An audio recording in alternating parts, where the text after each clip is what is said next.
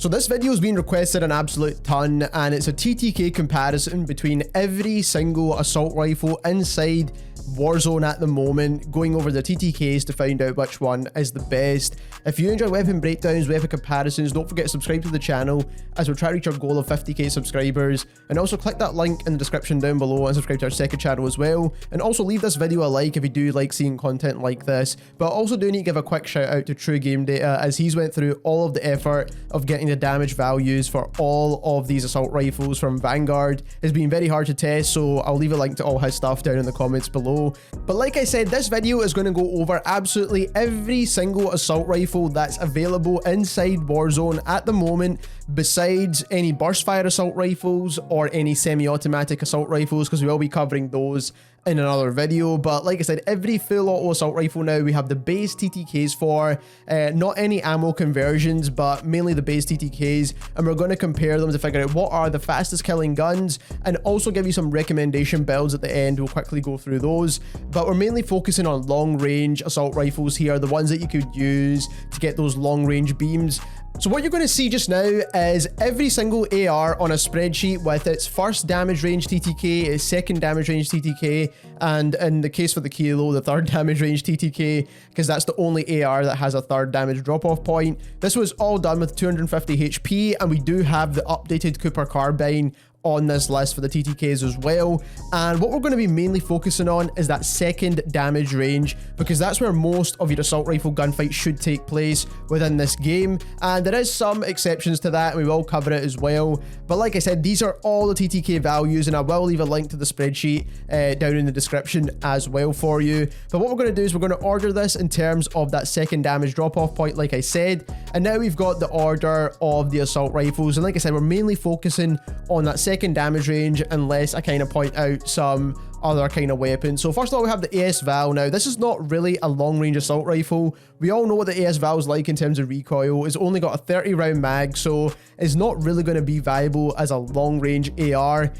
So we don't really want to consider the AS Val all that much unless it's for solos and unless it's for sniper support. The next gun we have is the AS44. Now this gun does have a ton of recoil, but it doesn't have like crazy amounts of recoil, nowhere near as some of the other weapons like the FFAR, which is next actually. It is actually controllable, but what I do want to point out here is that the first damage range TTK is actually a very low TTK as well. So this is going to be a very good sniper support weapon, because the TTK at long range and at close range is very quick, and if you can just build it to like a reasonable recoil control build, which we will show you later on in this video, you can actually get probably the best sniper support weapon in the entire game right now, and you get a 60 round mag, which is absolutely insane. And then we've got the FFAR, which is not really been meta for a while now, even though it does kill relatively quick at close range. It's not really one of the best guns in the game, and even the recoil control at those longer ranges is just not there, so that's why it's not really going to be all that popular.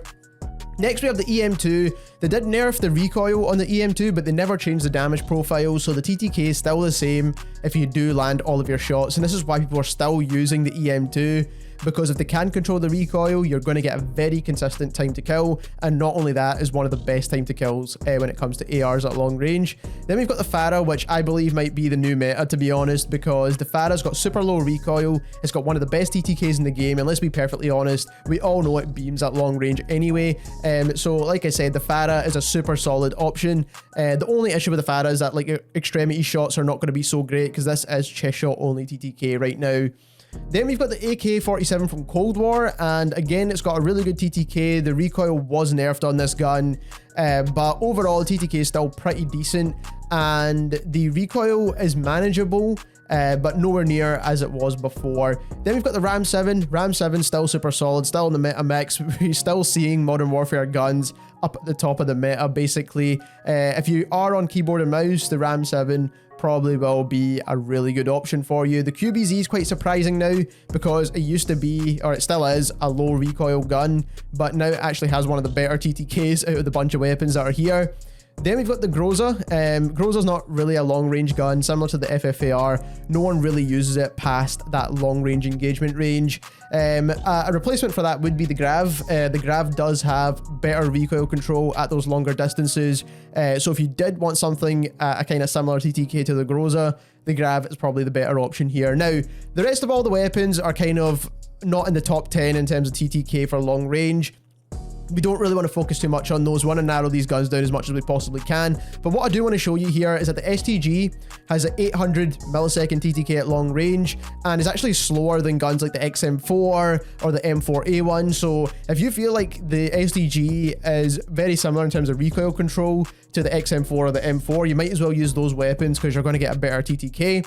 And then every other Vanguard weapon, every other Vanguard assault rifle for that matter, actually has the worst TTKs in the game, especially for long range. If you're going to use them as sniper support, it's a different story, but for long range engagements, they're actually terrible. They're like the worst TTKs in the game. The bar is horrendous, and now that we had the previous patch notes I just made a video on, where the recoil was increased to this gun, the bar's not really going to be a good option at all. The fire rate's too slow, the TTK is too slow. So what I'm going to do now is give you some builds for some weapons. One build I will give you is a sniper support build for the AS44 because I do think it's a very solid sniper support weapon. And then every other assault rifle we're looking at here is going to be the EM2, the Fara, the AK47, the Ram 7, and the QBZ. These are the 5 best long-range rifles. Like I said, the AS44 is a sniper support, and these 5 are going to be your long-range options. Starting off with the QBZ build, this is the slowest TTK gun at long range out of the list that we're making here, but it's still one of the fastest TTK guns overall in the game, so I still highly recommend using it. Super low recoil, fast TTK, you can't really go wrong to be perfectly honest. The build you want to use, agency suppressor, task force barrel, axial 3x optic, Stanag 60 round drum mags, and the field agent foregrip. This is pretty much the meta build for any Cold War AR that's in the game right now. Next up we have the Ram 7. The Ram 7 is mainly for keyboard and mouse players in my personal opinion. I try it on controller, it's not too bad, but it's not the one I would personally choose, especially since there's other options that are better in terms of TTK as well. But you want the mono suppressor, ranger barrel, VLK optic, 50 round mags, and the commando foregrip. This is the best build for the Ram 7. Then we've got the Cold War AK47. I have tried this gun out a little bit. It's not quite as easy to control as it was before, but it's not like super impossible either, so it's definitely worth a go if you did enjoy this gun before. GRU suppressor, Spetsnaz RPK barrel, axial 3x optic, 45 round mags because you want a slightly quicker ADS. You don't really need the 60 round mags, it's just overkill. And then the Spetsnaz grip. I do think this is the best build for the Cold War AK. Next up we have the Fara, which I believe will be the meta for Warzone, and that's just because it's super low recoil and it also has a great TTK and is very consistent over the ranges as well in terms of chest shot TTK, so you kind of know how long it's going to take you to down a player because it's going to be very similar for close range and long range.